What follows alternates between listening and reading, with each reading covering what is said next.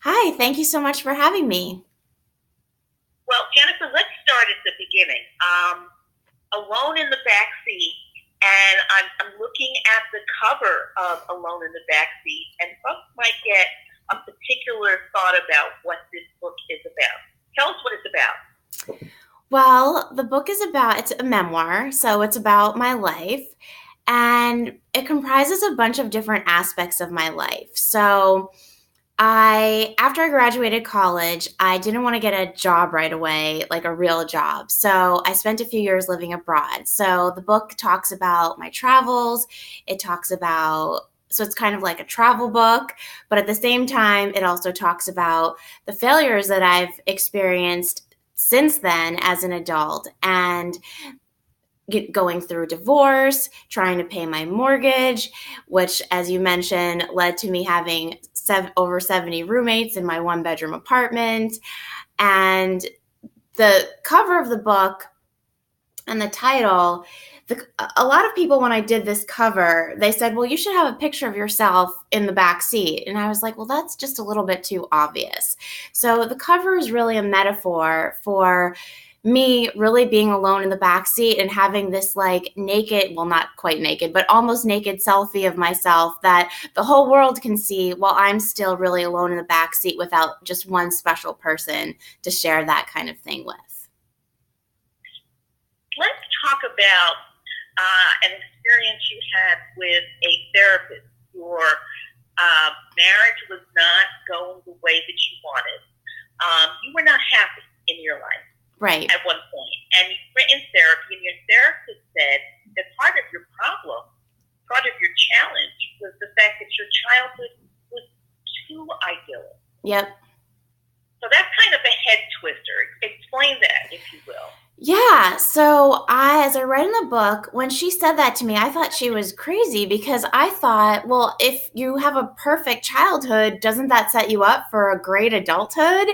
I always thought that it was just people that had had trauma or just neglect or something bad in their childhood would be the ones that would struggle as adults. And she said to me, well, the fact that you had such a good childhood could be causing your problems. And it really took me a while to understand how that could make sense.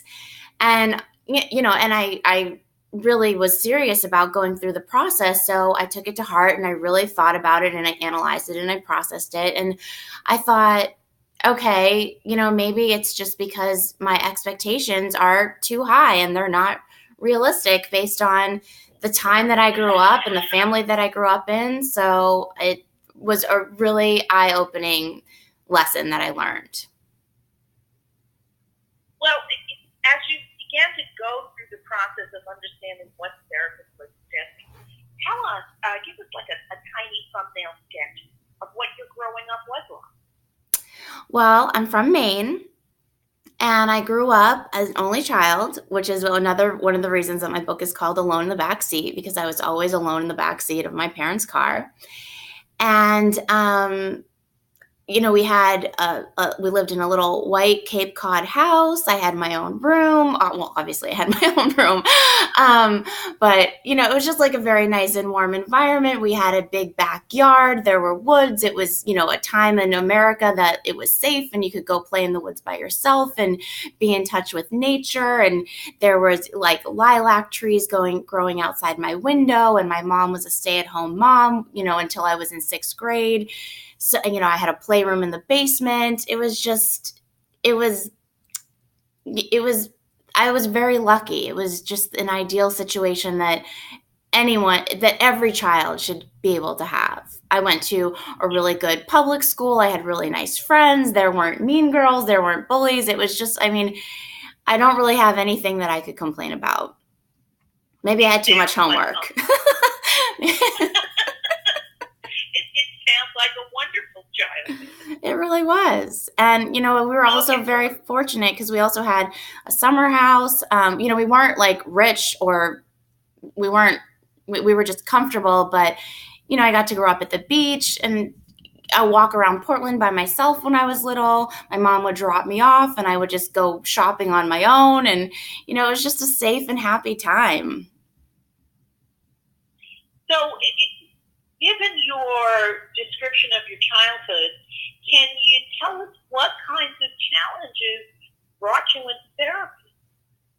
Well, my husband and I just weren't getting along, and we were miserable, and we couldn't figure out how to get along. And we talked a lot about getting divorced, and we knew we needed help. And, one of the lessons I learned, not from the therapy, but just from being married, was I just thought I hated him, and I thought I wanted to be divorced all the time. That's all I thought. And I didn't realize, actually, I'm just mad. And if we had had different tools to know, like, oh, just go take a walk and cool off, maybe my marriage would have been saved. If we had gone to counseling earlier, our marriage might have been saved. I always, always tell people, if you're having any problems in your relationship, just go get help, because it's really hard sometimes to know what you're doing wrong. It's hard to see your mistakes when you're making them. And I really believe in counseling, and I think the earlier the better. I think, we waited way too long. We did it right at the end, and by the time we went, he was pretty much checked out, and he decided he didn't want to continue. And that was when I knew, oh my God, like I really don't want a divorce. I really do love you. I'm just mad all the time. So it was really sad. And, one of the things that's very true is that a lot of times couples, when they enter into treatment, by no stretch alone, one or both of them enter treatment as the last ditch. Okay, this is the last thing I'm going to do to try to make this work, but really I'm already done, and I don't really care if it works or not. Mm-hmm. So the fact that the two of you went, from your perspective, almost too late is very, very common. I am sad to say. Let's talk about some more of the things that you've written. I've noticed in your blog, which is titled "Alone in the Backseat," oddly enough, you say that there are three kinds of men. Mm-hmm. Okay, tell us about one kind of man, and we'll finish up on the other side of the break. Okay. Well, the first kind of man is the kind of man who only wants to have sex. That's all he's interested in, and luckily he's really honest and upfront about it. Okay, he's honest and upfront about it. Yeah. Well, that was quick and easy. All right, before the break, tell us about the second kind. The second kind of man wants a relationship. So he is looking for a girlfriend, a wife, and if he can't have either of those, a relationship also includes friendship. So he's happy to have an actual relationship, whether it's friendship, boyfriend, girlfriend, or marriage. So the second kind of man, let me just make sure I get this. The first kind of man is interested in sex only, who lets you know, and then you decide. Mm-hmm. The second kind of man is interested in a full relationship, but if that doesn't work, he also has the capacity to have a friendship with you. Yes. Okay. Number two sounds not so bad. What about the third kind? Well, the third kind is really a number one who really just wants to have sex, but he pretends that he's a number two and that he wants a relationship. And he's not just pretending. I don't really think that, luckily, I haven't been exposed to many people that are malicious. So I don't think that this guy is really malicious and trying to mislead you on purpose. He's also misleading himself. He thinks that he's a better guy than he really is. Gotcha. Jennifer, we're going to take a break, and when we come back, folks, stay where you are. We will continue with Alone in the Backseat with Jennifer Lourie on the West.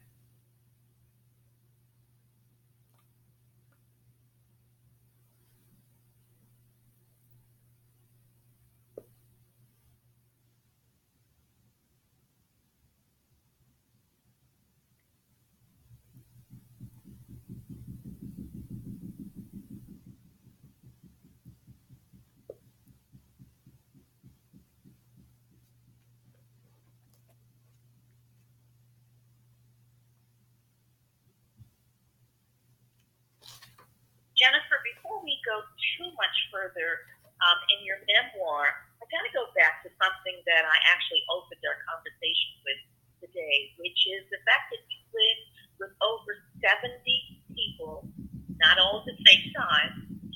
one bedroom apartment.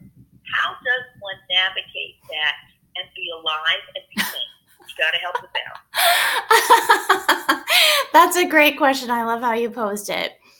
So I really believe in accepting reality as it is. And I think we are conditioned to have expectations based on the society that we grew up in, which at the rapid pace of our changing society is not the society that we're living in now. And you really saw that during the housing crisis when people were just buying things that were totally outside of their budgets because, that was what their parents had been able to do 30 years ago. And so through the marriage counseling and my counselor saying to me, one of your problems is that you expect things to be like they were when you were little, it made me realize I really need to accept reality as it is. And reality as it was at the time was I either go into major debt and maybe foreclose on my apartment because I could only afford half the mortgage, or I have a good attitude, I figure out what my resources are, and I look for cool people to share the burden with me. And it really gave me an opportunity. The way I looked at it was I had the opportunity to help people because DC is very expensive housing. And it's really hard to find something if you just want to be here for, say, an internship and you just want to be here for a couple months. It's really hard because leases aren't usually very flexible. So I was really giving up people the opportunity to have a safe, warm, welcoming environment, and they were helping me. And so I never charged people more than I needed. I didn't do it to make a big profit or take advantage of people. I just did it so that I could help others and they could help me. And I think when you do things with that attitude, people really appreciate you and it makes things really fun. And like I say in the book, if you do things with the right attitude, it gives you really good stories to tell. It sounds like you had one of the original Airbnbs. I think I probably did. I mean, I started doing it before Airbnb existed. Exactly. All right. Help us sort of visualize what your one-bedroom apartment looked like when it was filled to what you felt was capacity. How many people were in there at one time? Okay, so when I first started doing it, I intended to just find someone for my couch. But as I tell in the book, which I don't want to spoil too much, that turned into me actually having 2 beds in the living room and 2 beds in the bedroom. So there would be 4 of us at all times in the beginning.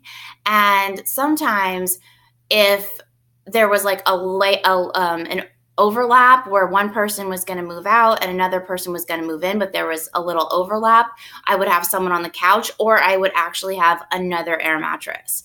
So at the most I would have 5 people staying with me or, including me. So 5 of us. And then a couple times. Okay, so this sounds like you must have had, I don't know, 1,000 square foot apartment at least. Yeah. My apartment's really, really large. My bedroom, everyone who comes to my apartment is like, oh my God, your bedroom is huge. So I'm very lucky that my apartment was very flexible. It's easy to move the furniture around and it's really big. So there's a lot of room to comfortably accommodate people. It never felt crowded. I mean, it was weird having air mattresses in my living room and dining room, which is one big space. But I mean, it looked weird, but it was not uncomfortable. It was fun. Well, I have to tell you, in today's world, particularly if you listen to the news, doing an Airbnb, for example, or just having people you don't know in your space can be kind of dusty. How did you determine who was okay to rent to? And let me just hold with that. How did you determine who was a safe candidate for renting? Well, so my little trick was I didn't have any pictures of my apartment up on my ad. So what I did was when someone responded to my ad, I would say, thank you for responding to my ad. If you friend me on Facebook, you can see pics of my apartment in an album called Desperate to Live in an Awesome Location, which was the title of my ad. And so that way, once they friended me, I could do my background check on them. And you can tell a lot by someone's Facebook. You can tell if they party too much, if they drink too much, which, in general, I mean, I don't care. But if they're going to live with me, I want someone who's, not going to have pictures of them drunk all the time. You can tell their political persuasions. You can tell, you can tell a lot what kind of TV shows they like, if you're compatible. So I would not rent to anyone who did not have Facebook, and I wouldn't rent to anyone who did not have a robust Facebook account where I could really see. And I can tell you that worked really well. It's really funny, though. I had one roommate who was this woman who was just like, I'm very, quote unquote normal looking. And this one woman that applied to live with me, she was like covered with piercings and tattoos and all this stuff. And I was like, I don't know. But then I saw we had the old Roseanne TV show, which used to be like my favorite show. We had that in common, that we both liked it. So I was like, okay, if she likes Roseanne, we're going to get along great. And she was one of my favorite roommates I ever had. Tell us about roommate number 7.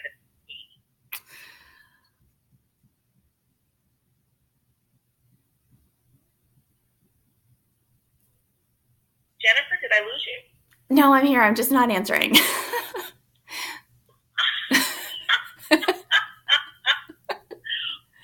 right along. Let's talk about the difference between being alone and loneliness. You had lots of different people in your life, either because they were living in your space, or because you're traveling or in different jobs. What's the difference for you between being alone and being lonely? That's a great question. And that is a question that a lot of people confront.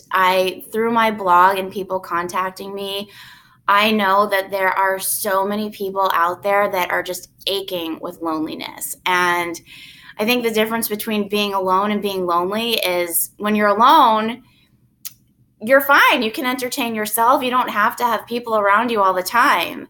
But when you're lonely, it hurts. I write in my book that it would make my organs feel like they were like withering up and dying. And you can be lonely when you have people all around you, if they're not giving you the attention that you need or the love that you need or engaged with you or whatever. Loneliness can be in a crowd, and it can be, and you can be not lonely at all when you're by yourself. It's just when you don't get that human contact and engagement that you need, that is loneliness. There are certainly people who do everything and anything they can to avoid being alone. And I would suggest that those people are perhaps one of the loneliest people, or some of the loneliest people in the world, because they can't tolerate being just alone with themselves and enjoying their own thing. Mm-hmm. Yeah, Tell us about you. Oh, go ahead. Tell us about your experience with dating apps. Oh, God. I am so sick of them. I am over it. Oh, God. That's a big question. Let's see. I don't know where to begin on that. I mean, I don't know. Do you want to know my pros and cons of each individual app, the way that I think they're first affecting society? That's a broad topic. Tell us about how you believe dating apps are affecting society. Okay. All right. Well, one thing I hear a lot is that people think that because of dating apps, people are becoming more and more selective, and they just think, oh, well, I'm not going to put myself out there with this person because I can just go home and swipe, and the next person, might be one swipe away that I would love. And I don't agree with that. I do think that they've enabled us to be more selective because we do know that we have a much larger pool of candidates. But I think that when you meet someone, you have a spark. If you're meeting the right person, you have a spark. And I don't think that the fact that there's a larger pool affects whether or not you click with the person that you're meant to click with. If there's chemistry and that spark there, it doesn't matter if your phone is full of 8,000 other people. You're going to focus on that one person. So the way I always tell people how to know if you found someone like you really want a second date with and you really like is when you go home afterwards and you don't want to swipe. And it's kind of a barometer for how much you really like people. I think sadly they've affected society in a way that people are just so callous and unabashed at being very rude and having very bad manners and asking very inappropriate questions. And that's one of the things I like to talk about on my blog. I put a lot of I have a lot of blog posts of screenshots where people say things to me that are really inappropriate. And instead of, jumping down their throats and getting really defensive, I try to come at them with a more emotionally mature approach and say, you know what, I think you could do better than that. Like, I believe in you. And because I learned that men have very, very fragile egos. And if you're mean to them, they will turn on you in a dime and they are brutal. So I learned to get more flies with honey. Well, that is an interesting perspective. And the fact that you give perhaps the other side, maybe a more human side of what it is like to meet people through the dating apps, I think is really important. For some people, they're wonderful. For some people, they're less wonderful. For some people, it's horrifying. Mm-hmm. Jennifer, we're going to take a break, and we will be right back with more of Jennifer Lourie and Alone in the Backseat. Don't go away, folks.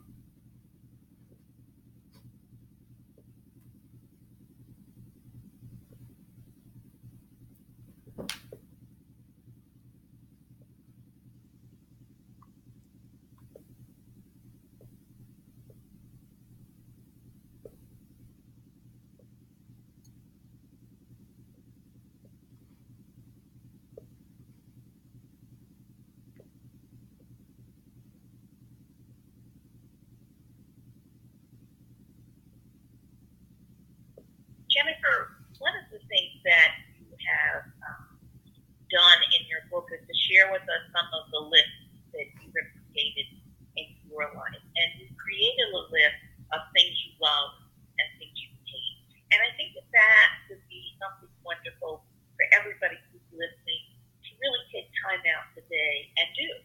And the list can be as long or as short as you would like it to be. What's your thought about the value of lists for people in general?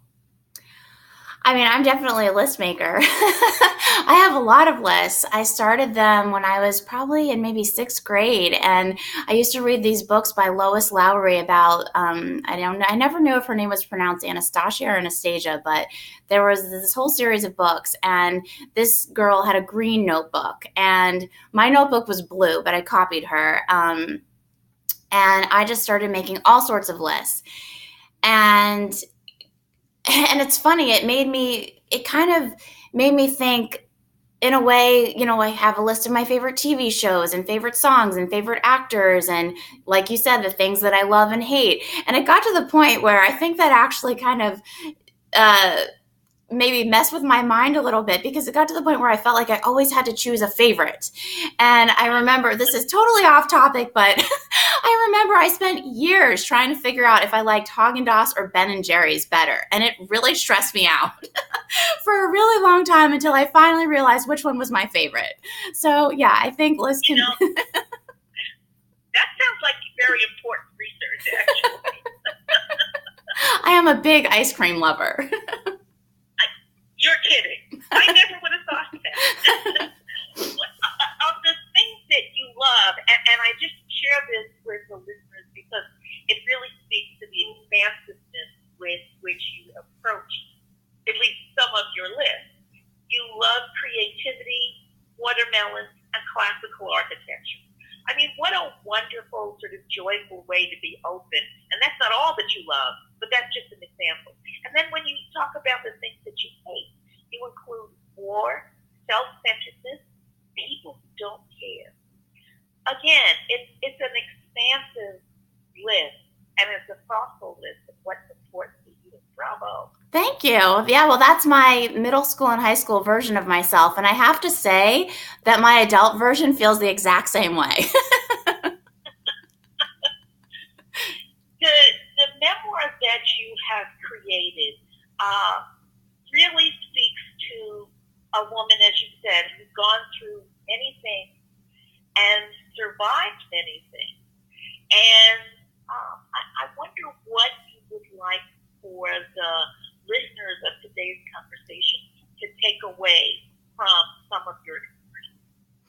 I love this question. So, I think my biggest message, I have a couple, but my biggest message to a listener who might be struggling and might be feeling hopeless and might be feeling like nothing is going well.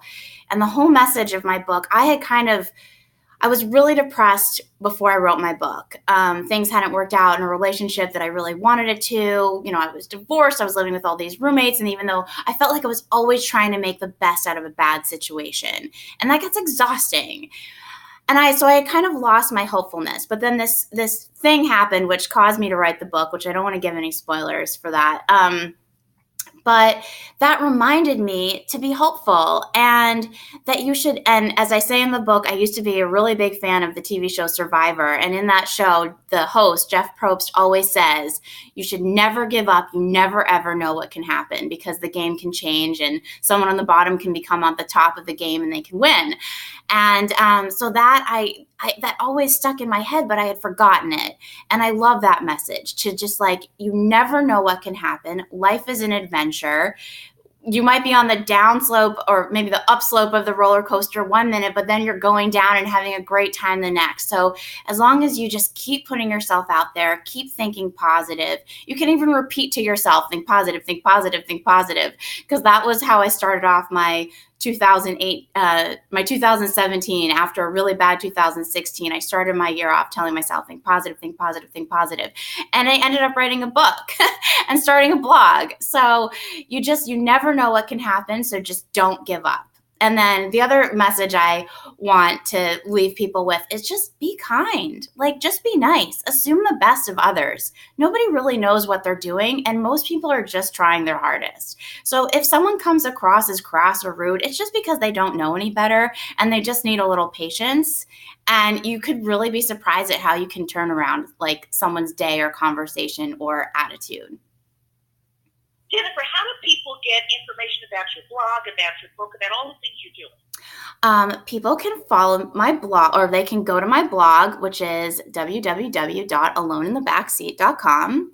They can follow my Facebook, which is facebook.com/aloneinthebackseat. And they can also follow me at Jen Lourie, that's JenLourie, on Instagram. And I'm constantly updating that. So, and trying to think of new blog topics. Jennifer, thank you so much for talking with us today and sharing your life view. It really has been delightful to talk with you. Thank you so much. I loved being on your show. Folks, thank you as well for joining us on this edition of Mind Talk. Mind Talk is brought to you daily as an educational public service. It is not intended to replace any work that you may choose to do with a medical, mental health, or other professional. Mind Talk is produced by Jim Brown, 26 by 2 Communications. I'd love to know where in the world you are if you're listening to Mind Talk. So do send an email to me at Pamela, Pamela, at MyndTalks.org. And that's MyndTalks.org. In addition to being able to listen to Mind Talk at the website, you can listen to Mind Talk on several of your favorite platforms. So just do a search for Mind Talk, MyndTalk,